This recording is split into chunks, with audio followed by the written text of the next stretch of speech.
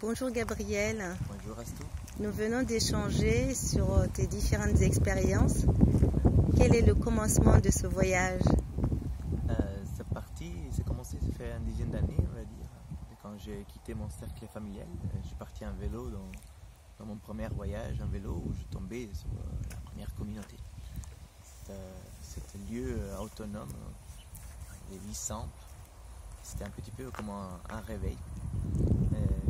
Et à partir de là, c'est une recherche que je continue toujours, en rêvant, en cherchant ce style de vie. J'ai participé déjà à beaucoup de projets. J'étais parti de certains. J'ai voyagé pendant 6 ans, je l'ai visité beaucoup. On a commencé déjà 4.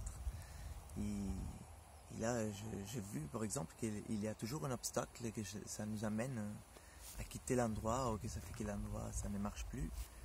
Et on peut leur donner un nom, c'est pas très important pour moi. Peut-être on peut le voir comme l'ego. C'est quelque chose qui a été toujours la raison des conflits ou des problèmes,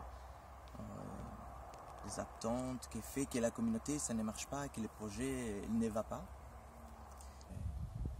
On va essayer encore et encore. Que fais-tu à Viveron depuis ton arrivée? Là pour maintenant je suis encore dans la construction de ma maison, dans ce moment. Très bien, je vois déjà elle a une très belle complémentarité des compétences entre les gens.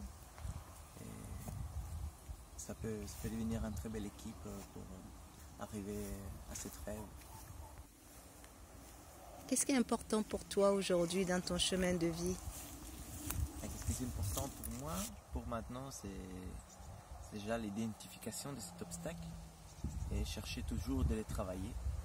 Comment les travailler? On peut déjà chercher d'avoir toujours la confiance dans la complémentarité des compétences des gens, à savoir qu'ils sont en train de les faire toujours pour eux-mêmes et aussi pour les biens communs, réalisant toujours que chacun a aussi son propre chemin.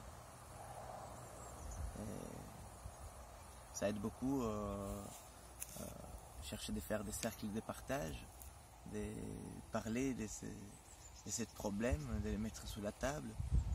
Et des fois c'est nécessaire même chercher de l'aide ailleurs, chercher un regard un peu extérieur à tout ça. Et voilà, c'est rappeler toujours qu'on est dans ce travail et que le but c'est de passer cet obstacle, que ça ne mène pas à finir à la fin de cette rêve. Aussi, j'ai beaucoup de gratitude aussi pour Georges, qui c'est le propriétaire de ce magnifique terrain, qui donne la possibilité à cette rêve et que lui il croit aussi dans cette rêve.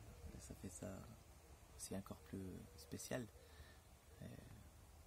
Ouais, je vois aussi beaucoup qu'on travaille tous, surtout lui, que ça motive beaucoup à amener cette rêve.